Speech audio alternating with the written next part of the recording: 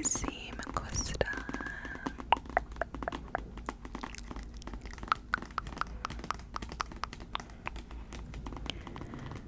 You may remember that this book was on my June TBR. It's the only book that I put on my June TBR that I did, in fact, finish. And yeah, it was super, super, super fun. I ended up going back and forth between the audiobook for this and the Kindle version, and I don't think I actually read this version at all, but I thought we would do some book sounds with it. But so this book was super fun. It follows Alex and Henry, a politician's son in Texas and a prince in the UK. And it follows their sort of like rivals to lovers, romance. It was super cute. I watched the movie before reading the book, so I had the movie basis of the story to go off of. But there was a lot in this book that was not in the movie, which I thought was interesting. There's this really cute scene where they go to one of Henry's special places, just the two of them, which is not in the movie. So that was a really sweet excerpt and passage. There's also there's also more about them both getting fake girlfriends at one point. Was it both of them or was it just one? I feel like it was both, but I could be remembering wrong. But they got fake girlfriends, beards, at one point in the story when the first headlines came out that they had pictures together and whatever. So that was interesting because in the movie it's more abrupt, the news comes out and then Henry goes AWOL. So that was a little different. The characters also fleshed out who volunteers to be Henry's beard and says oh, I can post this picture and make it seem like this instead.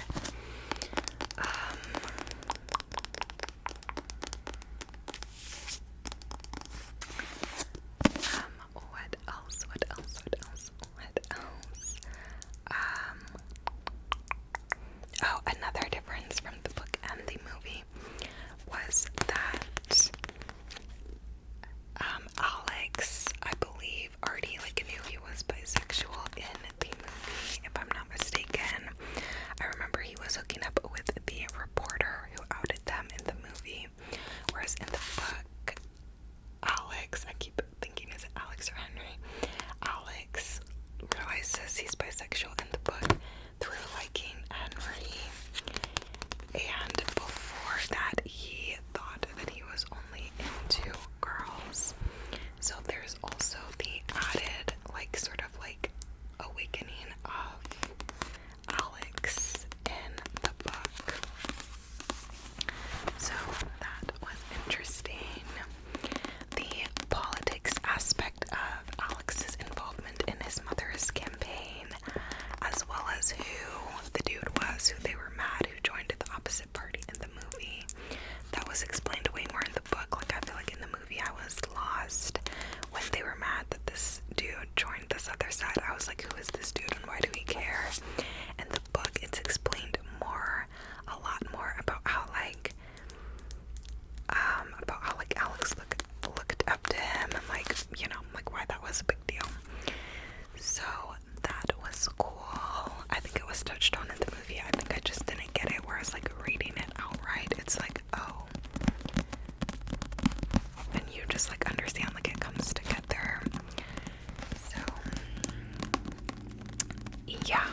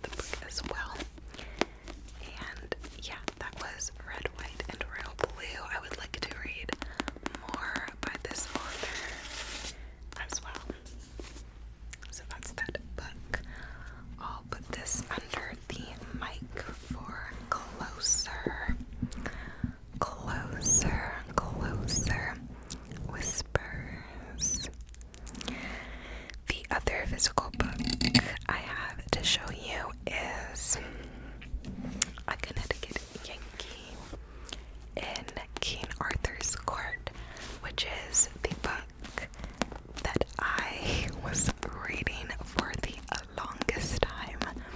I think I started this in like the winter of this year or something, and I just finished it in June. I also went back and forth between different forms of media for this, so I listened to some of it on audio,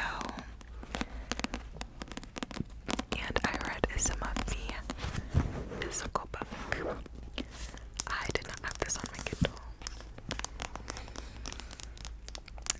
But this book is interesting. It's like a historical fiction, like almost like historical parody, about this guy who gets plunged back in time randomly to King Arthur's time, and it goes through him meeting these people and seeing these atrocities happening in human history and wanting to change things like slavery or the treatment of peasants or different things, like wanting to change all these things but never really being able to change the things and making some of the things worse, unfortunately. So it's kind of like one of those books where it's like, alright, this will surely make this better, make this go away, and then it's like, actually it made it worse, or actually, how naive were we to think that? So it's a little bit depressing in that way. It is also kind of like funny because like the way the stories are just like ridiculous. The narrator has like a very much like country accent, which I couldn't decide if I liked or didn't like with the story. And yeah, I don't know, I did feel like it was droning on at points, but then it was also literally so funny at points, and then I thought it also had good commentary at points, like the commentary on religion and on religion being used as a tool to keep people enslaved, etc. was really good. I thought, like, really interesting, really like spot on at points. So that was probably the most interesting theme to me. I feel like that theme also comes up really heavily in Dune Part 2, which made me think it was well done to show that. But yeah, like that's one of the main themes I think in the book and something that interests me. So it was super interesting. I enjoyed. I can see why it's like my brother's favorite book. And yeah, the ending confused me though. Like I was like, wait, what? Like the ending kind of goes against what you've thought the entire book. I feel like I have a hair in my mouth from the mic.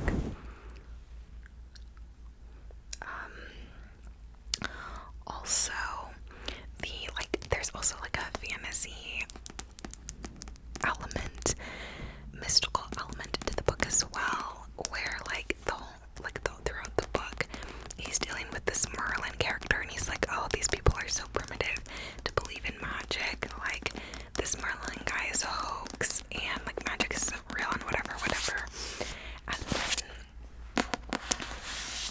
by the end of the book, like it's like, wait, like is magic actually real and a thing in this book? So it's like confusing, because I thought like part of the whole point of the book was that like he thinks these people are like primitive and like he knows better and whatever, but then it's like, wait, like magic actually is a thing. So that was confusing to me. But yeah, it was an interesting read. It's more of like a classic, so kind of different than the books I've read more of in the past, but definitely an interesting read.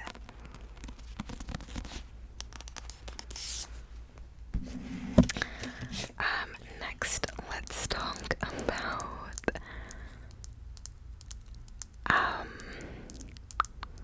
let's talk about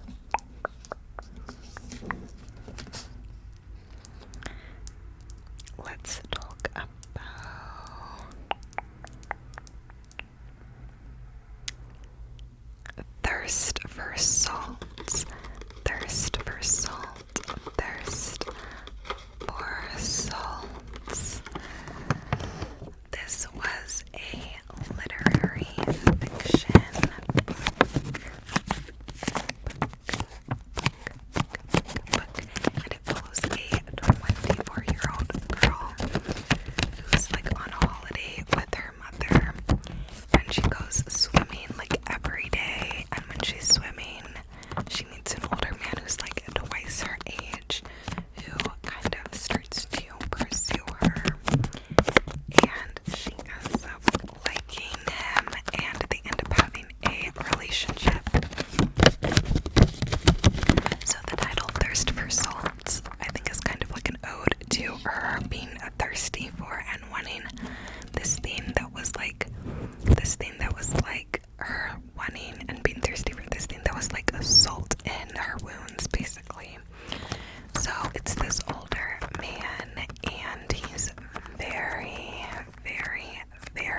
emotionally unavailable.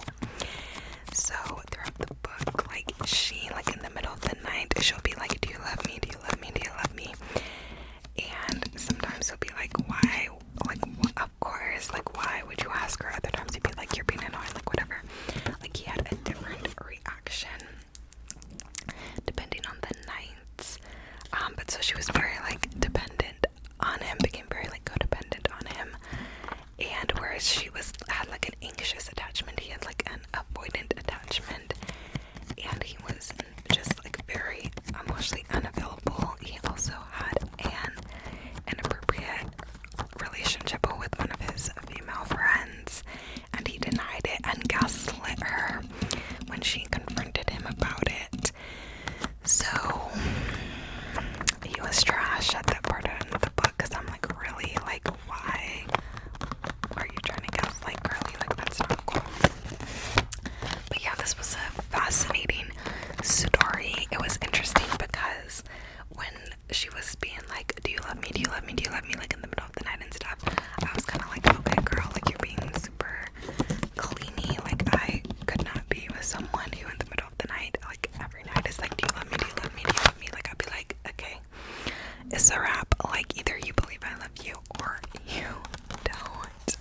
And I dated someone before who like asked me that sometimes, and I remember being kind of like annoyed, and kind of being like, obviously, like,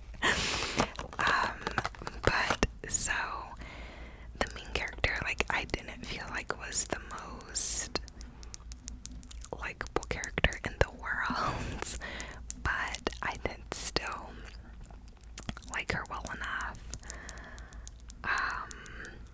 The guy being like twice her age, that was crazy for me, because her being 24 years old put it in perspective for me, because I'm 24 years old, and I was like, yeah, I can't imagine dating a dude like, so that put into perspective for me, like, how wild that is.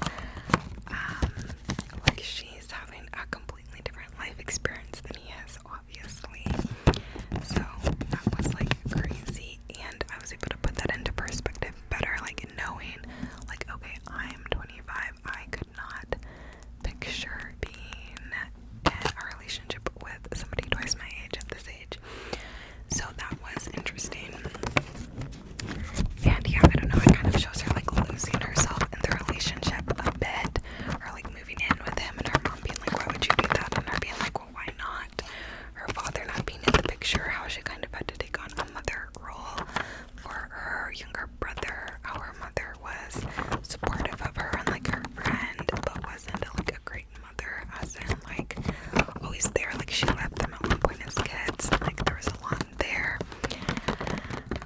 So it made sense that she wanted more to be with someone who like took care of her when like her mom was kind of like not the most reliable and her dad was not present. There is a siren. So it kind of like went into those themes a little bit. It was pretty sad at points, but by the end of it, like she kind of came out for it and like no longer had that thirst for something that could not, or rather would not, give her what she wanted and longed for. It also, I thought, was interesting because it really, like, it was so clear for me reading the book that the guy was like super emotionally unavailable, and so it was easy for me to see him as a villain for that, which like as I should. So it was easy for me to see like how emotionally unavailable he was, but it made me want to take a look at myself, because some of the things he like did or thought when he wanted like his space was kind of relatable. Like she would ask him if he wanted her to go places with him, and he'd be like, yeah, like if you want. And at this point I was like, oh dang, because I've definitely said like you should come if you want to people before, and I know some people say that makes it seem like you don't want them to go, but for me I always meant that in a like you should come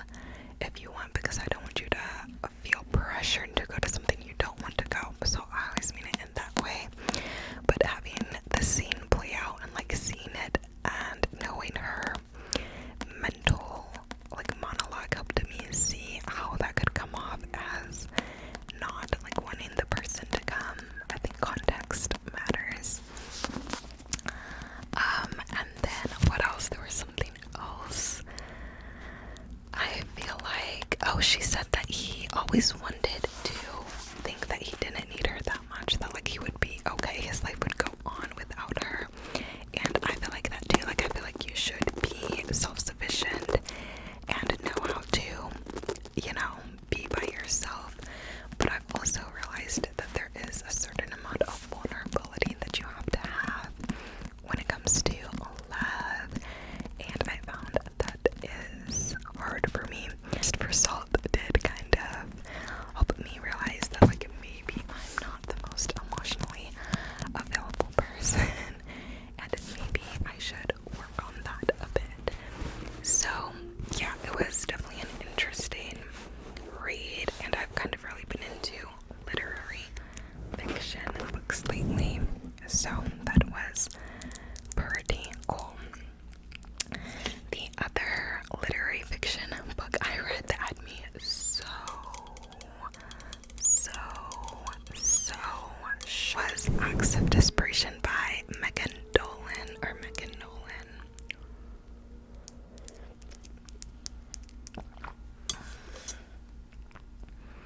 And this book had me so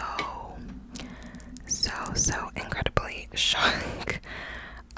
It also follows a girl's experience in a relationship with an older man, but I think she was younger, and I don't know how much older he was than her.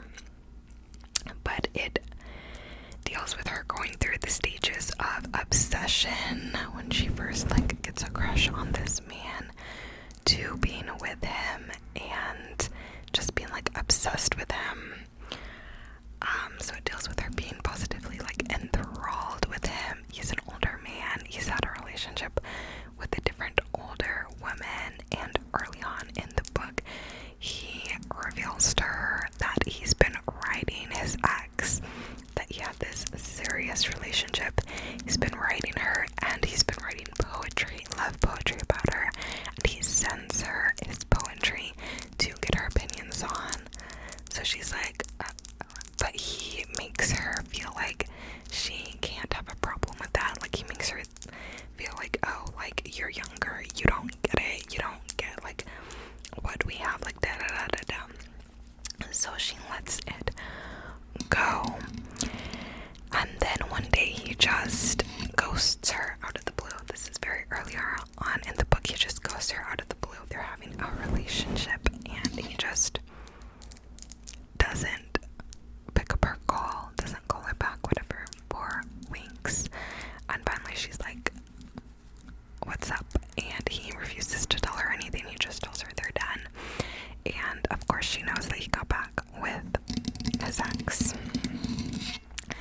So this was earlier on in the book, and it already had me snatched and sad because I related to this since the first person that I had some sort of relationship situationship with literally did that to me, sent me a super romantic text literally the day of, and then I replied, and then they never replied back to my reply, and I went back and checked, and they had me blocked. And that's how my first relationship situationship ended, was because the person didn't have the human decency to say they didn't want anything anymore, but rather send me something romantic literally the day of, and then somehow changed their mind in like a couple of hours and didn't have the decency to even tell me. So due to having experienced that myself, I felt so bad for Girly at this point, and I was hooked on the book. And this is a semi-autobiographical book, so literally so much happened in this book that made me be like, oh my gosh, I hope Girly is okay if she went through any of these things, because so many terrible things happened to her in this book. Like I was like, oh my gosh. They end up getting back together, and then the rest of the book kind of like details their abusive relationship, him lashing out on her, her not being able to address things, him still keeping in contact with his ex even when they were back together.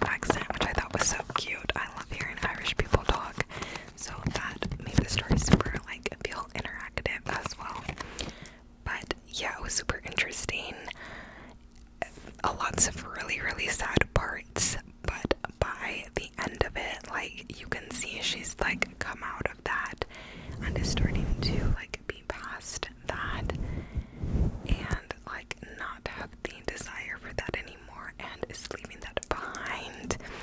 So that was good. I was glad it ended on like a better point because like there were some heavy materials in this book and I kind of thought that it was going to end there and that like there wasn't going to be an up, but there was. I guess knowing it's semi-autobiographical, maybe I should have known that like yes, we were going to get out of it. But yeah, I was very relieved at the end when like things were starting to go up from where she had been. But yeah, just a very heart-wrenching book. Parts of it reminded me of the scene in Tell Me Lies, which is on Hulu. I've read the book and seen season 1 of the show, which is out on Hulu, where the girl is dating this toxic, narcissistic, manipulative, terrible dude, and she goes over to spend the night at his place randomly at night, and she goes to the bathroom after like snuggling with him, and she finds in his trash can, she looks down to like throw some tissue away, and she sees in his trash can a used condom and realizes that he's been cheating on her, and she gets right back in bed and snuggles up with him and doesn't confront him. She kind of just accepts that that he's not faithful, but she's not ready to leave him yet. I feel like a lot of the things in this book brought me back to that scene, and it's that feeling where you're not ready yet to let go of something that's hurting you, that's bad for you, that is like the worst, but like you don't have the bravery and self-assuredness, self-confidence, like whatever, like you're not ready to let go of that thing that you feel like you're like enthralled with or whatnot. So as you under a spell, basically, that's changed you as a person. So a lot of it reminded me of that, and I thought it was just a super interesting book, like super interesting.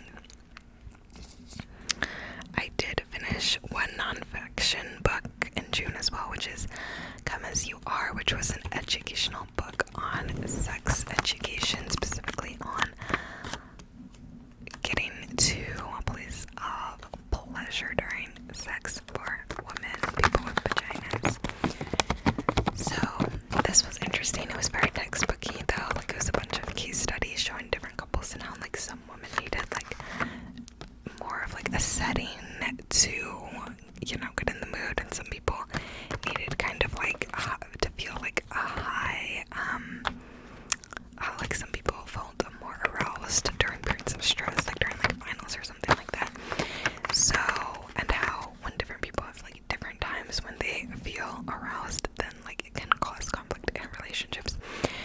And kind of touched on the unfamiliarity a lot of women have with like how vaginas work, like what it can help make them feel good, like whatever. So it was interesting, but it was like very like textbooky. So I listened to the audiobook slowly over the period of months. But yeah, it was an interesting educational book. And then one book I DNF'd at 75%, and that was The Best Friends Bargain, which was a smutty Kindle Unlimited romance. And I got this book and I thought it was cute. It was super fun and cute at first. The characters, the main character was super cute. She was a plus-sized influencer, and she posted like sexy pictures online, like body positivity things. She was a pole dancer, so she was strong. She was in love with her best friend, who her cousin dated, despite knowing that she was into him, and then cheated on. And her cousin invited both her and her best friend to the wedding of her and the guy that she cheated on the dude with. And so the main characters were like super likable and whatnot, but like there was just a lot, and then I just started disliking about the book. so insufferable. Forrest kept going back and forth between like, was he ready, was he not, after being cheated on. Like once he started being sexually attracted to his best friend, he started like just wanting sex with her and being like, oh, but I'm not ready to do a relationship after this, she deserves better. I'm just like, you're literally supposed to be her best friend, and now you're having trouble like not seeing her in anything more than a sexual light. Like, be freaking for real. Are you besties or not? Like, I'm not buying it. There was also a lot of repetitive talk about how much she loved matcha that I think was put in there to show like cute relatableness, but it was just kind of like overdone. It felt like Forrest was also like being like, oh, the way she moans after she drinks matcha, like da da da da da, and I was just like, what? Like, don't make me feel the ick about drinking matcha. Like, what? And oh my gosh, yeah, it just felt like he ended up just like being just like sexually into her and like not really caring about what she wanted by the 75% mark. Also, his brother was always saying super inappropriate sexual things about like, let me do this, that, and the third to you, and they were just like, oh, ha, ha, like he's such a weirdo, like da da da da, and I was just like, no, that's not okay. And then the same brother, the author, put in a little nugget that he was going after this underage girl, and it's like, what is that in the book for? To like try to make him seem like a quirky character? No, that just makes him seem like a predator, like going after an underage person. Like, makes you a predator, not a quirky, cool, not a quirky, funny, like side character. Like, I was just like, what? Also, I found it really cringy how her parents would talk to the main character in the book. Like, they would tell her stuff like, oh, like, we understand you have needs, and like da da da da da, and like it was just, I was just like, what parents talk to their kids like this? Like, I don't know, maybe they do, but it just made me uncomfortable. And then it just started being so repetitive and so drawn out. That book is like close to 500 pages. I want to say romance books do not need to be that long, especially if you're going to be repeating the same thing over and over again. And yeah, I just couldn't finish it. By the time I got to the 75% mark, I just couldn't do it anymore. So that was the one book I DNF'd. Normally I don't talk about DNFs in my wrap up, but because I literally got 75% through and then skipped and read that blog, I was like, let me just talk about it because I did spend a good deal of time on it in the month too. So yeah, and then the only other book I read in June was Magnolia Park's The Into the Dark, but I didn't really read it in June. I just finished it the first day of June, so I talked about it in my May wrap-up. So yeah, that's a wrap-up of the books I read in June. I think in June I finished the most books that I finished in 1 month so far this year, which is funny because I got my, like, 1 day ago today things for my stories on Insta for last year, and literally June and July